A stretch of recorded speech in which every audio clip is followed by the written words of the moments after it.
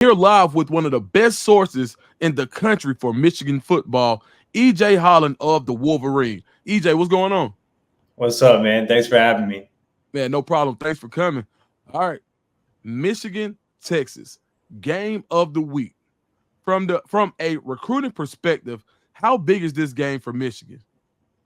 It's huge. I mean, it's the first marquee game of the season for the Wolverines, first marquee game for new head coach Sharon Moore and several of the assistants. Michigan had a lot of turnover this offseason, bringing in basically an entirely new defensive staff. So there's new targets. Recruits are still getting familiar with what the coaches are doing. So all eyes are really going to be on Michigan, Texas this weekend. I think prospects really want to see, hey, what does Michigan's defense look like now that Jesse Minter is off to the NFL? What does the team overall look like now that Jim Harbaugh has gone to the NFL? When you look at the recruiting side, I think Sharon Moore's brought a lot of energy to the recruiting trail, but something that Jim Harbaugh was able to really sell was results, winning football games at a really high level, winning a national title. Can Sharon Moore continue that success? Will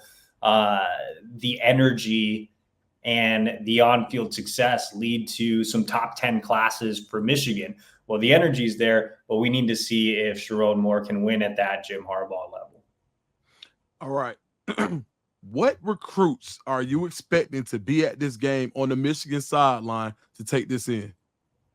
Now, several of the commits will be coming in. Michigan does have a top 15 recruiting class right now. They're really trying to get top 100 linebacker Nathaniel Owusu-Boateng on campus. He's a maybe right now, so not one of our confirmed visitors just yet. I had a chance to chat with him in New Jersey. IMG Academy played Bergen Catholic in the high school game of the week last week, and had a chance to chat with him there. He's trying his best to make it to Michigan. I know we'll talk a little bit more about him, but he's a guy that they're pushing hard to get on campus here and finalize visit plans. Like I said, a lot of the commits in 25s, just a handful of remaining targets, so you won't see as many 25s. The underclassmen will be more so the heavy focus. When you look at 2026, there are a few names to know on 300 defensive linemen. Jermaine Kinsler at Bergen Catholic, monster. I loved what I saw from him against IMG Academy. He's definitely one to know. Will Conroy, an on 300 offensive lineman out of Ohio. Gregory Patrick, one of Michigan's biggest in-state targets, a top 100 offensive lineman, will be on campus as well. You have Jalen Pyle, who's one of Michigan's biggest wide receiver targets, coming in from the state of Texas to watch this Michigan-Texas game. So, yeah, I mean, I think it's a pretty good list early on. The thing about Michigan is you're a national program, you recruit nationally, you have a noon kickoff. It's tough to get to Michigan for a noon kickoff. So I think you'll see an even bigger visitors list for the game against USC. I was actually talking to our site manager, Ryan Tice, earlier, and I told him, man, if you're a recruit from Florida, which Michigan's been pressing hard in the state of Florida, there's one flight from the state of Florida to Ann Arbor that gets you to the game on time. I know because I'm taking the flight from IMG versus Coco up to Michigan for the Michigan-Texas game. So I have to get a 5 a.m. flight in Orlando. I have to drive all the way from Bradenton to Orlando and then make that flight up there. So it's tough for Michigan, again, which recruits nationally, to get a bunch of its top targets on campus for a noon game. But I think this is a pretty good list early on considering the time. So speaking of Nathaniel Owusu-Boateng, he's also being recruited heavily by Texas. How do you think a win bodes in the Wolverines' favor for a guy as talented as he is? I think it helps a lot. Texas has kind of come onto the scene a little bit later. He kind of had that final group in the summer of Michigan, USC, Ohio State, Notre Dame, and then all of a sudden Florida entered the picture. He was there this past weekend and saw the Gators get destroyed. So, I think that helps. And now he's taking a closer look at Texas. He wants to make a visit to Texas at some point this fall. But yeah, I think he'll, regardless of whether he makes it to the game or not, I think he'll be watching the game for sure. IMG plays on Friday. You'll have all day Saturday to watch that game. And like I said earlier, I think a lot of eyes are going to be on this new defensive staff. Owusu Boateng was really impressed with new defensive coordinator Wink Martindale on his official visit in June. Wink has a ton of NFL experience. He really sold Nathaniel Owusu Boateng on being kind of a Baltimore Ravens type of player, compared him a little bit to Ray Lewis, having some fun there. So I think that, this result is going to be big, but I think the more important thing for Owusu Boateng is seeing how the defense performs, seeing how the defense functions, how he'll fit in, what type of scheme Martindale runs, and how it's different and similar to what Jesse Minter ran last year. I don't think a lot of recruits had a chance to tune in for Michigan, Fresno State. I think a lot will be really dialed in for Michigan, Texas, including Owusu Boateng. But it'll be interesting to see how much progress Texas makes. His brother went to Notre Dame, so there's a tie there, and the Irish are still heavily involved as well. What's the latest between Michigan and five-star offensive tackle Andrew Babalola? Man, that one's been a really tough recruitment to follow. It's been extremely difficult to get a true pulse on Babalola. It's tough for me to remember a recruit that's of this profile that Michigan's been involved in that just hasn't given any indicators, really, especially this close to a decision. He was initially supposed to make a decision in August, decided to push things back a little bit. We're here first week of September. He said a decision could come anytime before or on September 6th. It's only a few days away, man. So I don't know. I still would think Michigan makes the most sense here. He's always been a kid that's been looking for a blend of elite academics and elite football. And Stanford was the On3 recruiting prediction machine leader in the summer, and he obviously loved the academic side there. Well, Michigan did a really nice job of combating that by saying, hey, we still offer a high-level education. We're the number 1 public school in the country, but at the same time, we offer better football than Stanford. I mean, that's just a fact. And you look at development along the offensive line production here recently, and Stanford's had some good offensive linemen come out as well.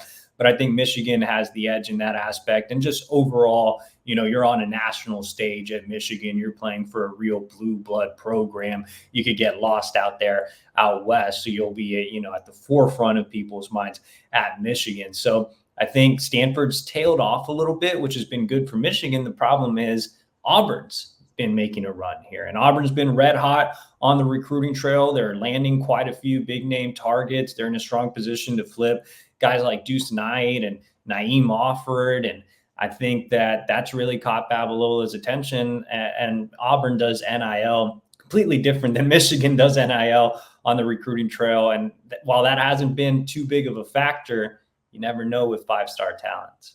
Yeah, absolutely. So if you're Sharon Moore, how do you sell Michigan after game 1 to a guy like Babalola or Owusu Boateng? I'll just say, look, game 1 was going to have some hiccups. We're the defending national champs, but at the same time, we lost a lot of guys, especially on the offensive side of the ball, especially along the offensive line. That's why we need you, Andrew Babalola, to come in and potentially play early. And we're giving guys like Evan Link an opportunity to play relatively early on in his career. We need true tackles. On the defensive side of the ball, you could tell a guy like Nathaniel Owusu Boateng, hey, the defense was still lights out under Wink Martindale. And at the same time, we're going to have a lot of these starters leave. There's going to be opportunity for you to play early next year. And just overall, I would just say, hey, we're still the champs. Right. We still have the hardware, on top of the fact that we have an elite education. Like I said earlier, the number 1 public school in the country. We're a real blue blood program, the winningest program of all time. The facilities are still great. Yes, Jim Harbaugh's gone, but I'm here giving the Michigan program, new energy, and I've created a youth movement. Look at all the assistants I've brought in that you can relate to. while still having guys on staff like Wink Martindale that are savvy veterans with NFL resumes. So I think Michigan sells itself. It'll always sell itself. It's Michigan. The wing helmet means something. The black M, it means something. So, I don't think Sharon Moore will have any issue selling Michigan after game one. It's all about, hey, just take care of business on the field, pick up some wins, and sell the winning tradition and the winning now. So, I'm really excited to see this game against Texas in particular, how he performs. And obviously it's a special game for me, with me having been on the Texas beat before moving to the Michigan beat and being a Texas native. And so, it should be a fun one up in Ann Arbor for me and for everybody. I love it. All right. How do you see this game playing out? And I need a prediction. It's tough. I saw the spread move a little bit in Texas's favor, gaining a few more points there. Michigan didn't do anything stellar in the opener, but they came away with the win, working out some kinks with a new quarterback, obviously.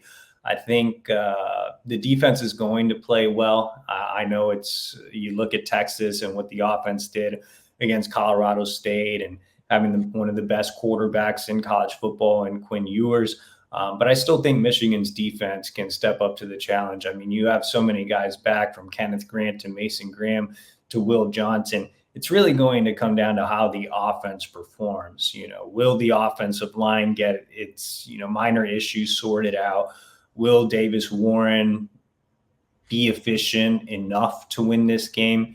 And will we get big game Donovan Edwards? Last week against Fresno State, Donovan didn't have his best game, but he always puts it on when the lights are the brightest. And, I know it's big noon kickoff, so there won't be actual lights, but, just talking figuratively, Donovan always comes through in the biggest of games. You've seen that against Ohio State. You saw that in the Natty last year. So I think that, if you can get a big game out of Donovan Edwards and you can just have Davis Warren be efficient enough, defense will take care of itself. I'm going to go Michigan by a field goal. How about that? Okay. Michigan by 3. All right. EJ, awesome stuff. Where can everybody find you on social media? Yeah, so you can follow me on Twitter at EJ Holland on 3. You can find us over at thewolverine.com. Right now, you can get 50% off your annual membership over at thewolverine.com in honor of this big game, Michigan, Texas. It doesn't get any better than that. So head over to thewolverine.com for more recruiting and team intel. All right, man. EJ, we got to do it again soon. Probably Michigan USC week if you got time. Yeah, no, for sure, man. I need to get like you and get like some cool stuff in my background. I just have this plan wall. So, hey, man. Hey, it don't take much, man. Thanks a lot, EJ. Awesome stuff. See you soon, dog. Yeah, for sure.